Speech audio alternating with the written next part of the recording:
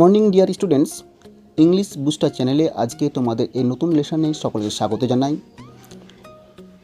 আজকে এই ভিডিওর আলোচনার বিষয় হচ্ছে পশ্চিমবঙ্গ মধ্যশিক্ষা পর্ষদের অন্তর্ভুক্ত ক্লাস 6-এর ইংরেজি পাঠ্যপুস্তক বইয়ের দ্য ম্যাজিক ফিশ বোন গল্পটি লাইন বাই লাইন ব্যাখ্যা করা। গল্পটি শুরু করার আগে লেখক এবং গল্পটি সম্পর্কে আমরা কয়েকটি কথা জেনে নিই। চার্লস ডিকেন্স একজন উল্লেখযোগ্য ব্রিটিশ ঔপন্যাসিক। ইংরেজি সাহিত্যের ইতিহাসে ভিক্টোরিয়ান যুগের একজন জনপ্রিয় উপন্যাসিক হলেন চার্লস ডিকেন্স। তার কয়েকটি উল্লেখযোগ্য উপন্যাসের নাম হল a Christmas carol, a tale of two cities, David Copperfield, Oliver Twist, Great Expectations. পাঠ্যপুস্তকে অন্তর্ভুক্ত দ্য ম্যাজিক ফিশ বোন গল্পটি চার্লস ডিকেন্সের জনপ্রিয় ছোট গল্প দ্য ম্যাজিক ফিশ বোন গল্প থেকে গৃহীত হয়েছে। এই গল্পের প্রধান চরিত্রগুলি হল কিং ওয়াটকিন্স, প্রিন্সেস অ্যালিসিয়া। এই প্রিন্সেস অ্যালিসিয়া হলো রাজার সবচেয়ে বড় কন্যা। Fishmonger's errand boy, an old lady. এই বৃদ্ধা মহিলা হলো একজন পরী, যার নাম হচ্ছে গ্র্যান্ড ম্যারিনা। এছাড়া আছে একটি পাক ডগ, এক ধরনের কুকুর। চলো এবার আমরা গল্পটি লাইন বাই লাইন পড়ে ব্যাখ্যা করি। There was once a king and he had a queen. এক সময় এক রাজা ছিল এবং সেই রাজার এক রানী ছিল। They had several children. তাদের বেশ কতগুলি ছেলে মেয়ে ছিল। সেভারেল কথা অর্থ হচ্ছে বেশ কতগুলি বা একের বেশি, several. Alicia was the eldest who looked after the other children. Alicia ছিল সবচেয়ে বড় মেয়ে, মানে বয়সে সব থেকে বড়। এল্ডেস্ট কথা অর্থ হচ্ছে বড়। Who looked after the other children, যে অ্যালিসিয়া বাকি তার ভাই বোনেদের দেখাশোনা করতো। আদার চিলড্রেন মানে অন্যান্য ছেলে মেয়ে। অ্যালিসিয়া যেহেতু বয়সে বড় ছিল, তাই তার ভাই বোনেদের দেখাশোনার দায়িত্ব তাকে নিতে হয়েছিল। লুকড আফটার কথা অর্থ হচ্ছে দেখাশোনা করা। The king was in his private profession under the government. রাজা সরকারের অধীনে এক কর্মচারী ছিল, অর্থাৎ রাজা একটা ব্যক্তিগত পেশায় নিযুক্ত ছিলেন। The queen's father had been a medical man out of town. অন্যদিকে রানীর বাবা কে ছিলেন একজন মেডিকেল ম্যান। মেডিকেল ম্যান কথা অর্থ এখানে ডাক্তার আমরা বলতে পারি। আউট অফ টাউন শহরের বাইরে। রানীর বাবা একজন ডাক্তার হিসাবে তিনি শহরের বাইরে কাজ করতেন। ওয়ান ডে, একদিন, the king was going to the office when he stopped at the fishmonger shop. কী বলছে? একদিন রাজা তার অফিস যাওয়ার পথে তিনি কী করলেন? হি স্টপড, তিনি থেমেছিলেন অ্যাট দ্য ফিশমঙ্গার শপ। ফিশমঙ্গার্স কথার অর্থ হচ্ছে মাছ ব্যবসায়ী বা মাছ বিক্রেতা। যে ব্যক্তি মাছ বিক্রি করে তাকে বলা হয় ফিশমঙ্গার। আর তো কী বলা হচ্ছে এখানে? যে রাজা অফিস যাওয়ার পথে তিনি এক মাছ ব্যবসায়ী বা মাছ বিক্রেতার দোকানের সামনে দাঁড়ালেন। কেন দাঁড়ালেন? হি নিডেড, তার প্রয়োজন ছিল, টু বাই, বাই মানে কেনা, এ pound and a half of salmon. A pound and a half অর্থাৎ 1.5 পাউন্ড। মনে রাখবে 1 পাউন্ড সমান প্রায় 500 গ্রাম। প্রায় 500 গ্রাম, 500 গ্রাম তো একটু কম, তো প্রায় 500 গ্রাম। A pound and a half of salmon which the queen had requested him to send home.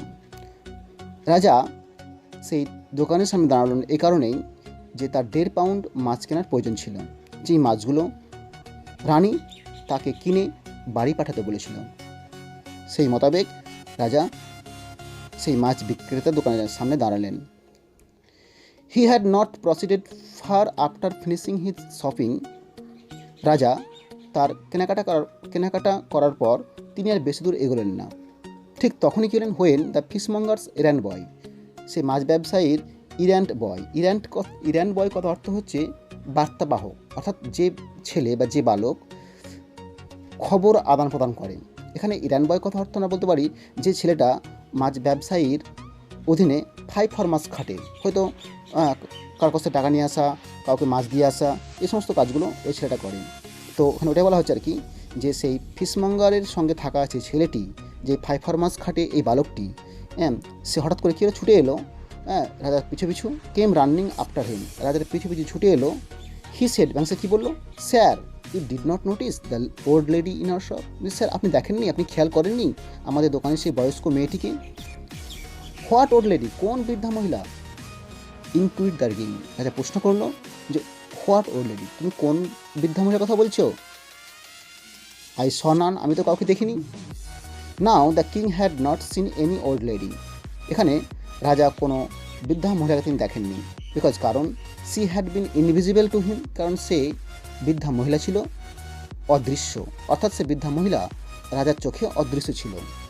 দো ভিজিবল টু দ্য ফিশমঙ্গার্স বয়, যদিও সেই বৃদ্ধা মহিলা সেই ফিশমঙ্গার্স বয় মানে সেই ইরান বয় সেই বালকটির কাছে সেই দৃশ্যগোচর ছিল। জাস্ট দেন, ঠিক তখনই the old lady came trotting up, সে বৃদ্ধ মহিলাটি দ্রুত গতিতে ছুটে এলো। ট্রটিং আপ কথা অর্থ হচ্ছে একটু দ্রুত পা ফেলে হেঁটে আসা। C was dressed in short silk of the richest quality, richest quality কথা অর্থ হচ্ছে উন্নত মানের, অর্থাৎ সেই মহিলা উন্নত মানের সিল্কের শাড়ি পরেছিল। সে কী বলছে, সে বলছে king Watkins the first I believe, সেই বৃদ্ধ মহিলা রাজার উদ্দেশ্যে বলছে আপনি রাজা ওয়াটকিন্স, তাই তো? অর্থাৎ আমার বিশ্বাস আপনি প্রথম রাজা ওয়াটকিন্স। বিলিভ অর্থ হচ্ছে বিশ্বাস করা। Watkins replied the king is my name, রাজা কি বলল? রাজা উত্তর দিল হ্যাঁ আমার নাম ওয়াটকিন্স। রিপ্লাই কথা অর্থ হচ্ছে উত্তর দেওয়া, হ্যাঁ আমার নাম Watkins. Papa of the beautiful princess Alicia, the old lady আস, সে বৃদ্ধ মহিলা আবার জিজ্ঞাসা করলো আপনি তো সুন্দরী কন্যা অ্যালিসিয়ার বাবা, তাই না? বিউটিফুল কথা অর্থ হচ্ছে সুন্দরী, বিউটিফুল কথা অর্থ হচ্ছে সুন্দরী, অ্যান্ড প্রিন্সেস কথা অর্থ হচ্ছে রাজকুমারী, অর্থাৎ আপনি সুন্দরী রাজকুমারী অ্যালিসিয়ার বাবা, তাই তো? Yes, the king Watkins replied, রাজা ওয়াটকিন্স বলল হ্যাঁ। You are going to the office said the old lady, সে বৃদ্ধ মহিলা আবার বলছেন যে আপনি তো অফিসে যাচ্ছেন, তাই না? ইট instantly flushed upon the king that she must be a fairy, or how could she know that. It instantly, সঙ্গে সঙ্গেই, ইনস্ট্যান্টলি কথা অর্থ হচ্ছে সঙ্গে সঙ্গেই, ফ্লাশড আপন কথা অর্থ হচ্ছে হঠাৎ করে মনে পড়ে যাওয়া। ঠিক তখনই রাজার মনে হলো the king that she must be a fairy, যে সে নিশ্চয়ই কোনো একজন পরী হবে। রাজার মনে হলো যে এই মহিলা নিশ্চয়ই কোনো একজন পরী। আর how could she know that, নইলে সে কী করে জানলো এত কিছু, আমার নাম, আমার মেয়ের নাম, আমি কোথায় যাচ্ছি, এ টু জেড সে কী করে জানতে পারলো? নিশ্চয় সে পড়ি। You are right said the old lady answering his thoughts, রাজা যে মনে মনে ভাবছে যে সে নিশ্চয়ই পড়ি, এই রাজার মনের কথাটাও সে মহিলা বুঝতে পেরেছে। তাই সে মহিলা কি বলছে, হ্যাঁ আপনি ঠিকই ধরেছেন, ইউ আর রাইট, মানে আপনি ঠিকই ভাবছেন। I am the good fairy Grand Marina, আমি হলাম ভালো পড়ি গ্র্যান্ড ম্যারিনা। লিসেন, শুনুন, when you return home to dinner, যখন আপনি বাড়ি ফিরবেন, রাত্রির খাবার টেবিলে বসবেন। When you return home to dinner, যখন আপনি বাড়ি গিয়ে রাত্রে খাবার টেবিলে বসবেন। Invite Princess Alicia to have some of the salmon you bought just now, আপনি আপনার কন্যা অ্যালিসিয়াকে আপনার খাবার টেবিলে আমন্ত্রণ জানাবেন সেই মাছ খেতে, যেই স্যালমন মাছটা আপনি এইমাত্র কিনলেন। জাস্ট নাও কথা অর্থ হচ্ছে এইমাত্র। ইনভাইট কথা অর্থ হচ্ছে আমন্ত্রণ জানানো, অর্থাৎ রাজামশাইকে পরীটা বলছে যে আপনি যখন রাত্রে খেতে বসবেন তখন সঙ্গে আপনি আপনার মেয়ে অ্যালিসিয়াকেও খাবার টেবিলে ডাকবেন। When the beautiful princess finishes eating, যখন আপনার সেই সুন্দরী রাজকন্যা অ্যালিসিয়া খাওয়া শেষ করবে, ইউ উইল ফাইন্ড, আপনি দেখবেন, she will leave a fish bone on her plate, দেখবেন যে সে তার প্লেটে একটি মাছের হাড় অর্থাৎ মাছের কাঁটা সে রেখেছে। ফিশ বোন কথা অর্থ হচ্ছে মাছের কাঁটা, এবং লিভ মানে ত্যাগ করা বা ফেলে রাখা। দেখবেন আপনার মেয়ে তার প্লেটে মাছের কাঁটাটি রেখে দিয়েছে। তখন আপনি কি বলবেন? তাকে বলবেন টেল হার টু ড্রাই, আপনি তাকে বলবেন টেল হার টু ড্রাই ইট, যে এই মাছের কাঁটাটিকে যেন সে ভালো করে শুকিয়ে নেয়। অ্যান্ড টু রাব ইট, এটাকে ঘষে নেয়। And to polish it till it shines like mother of pearl, এবং এটাকে ঘষতে বলবেন যতক্ষণ না পর্যন্ত সেটা মাদার অফ পার্ল মানে মুক্ত, অর্থাৎ মুক্তের সব থেকে যেটা চকচকে অংশ, সেই চকচকে অংশের মতো চকচক না করা পর্যন্ত আপনাকে এটা ঘষতে বলবেন।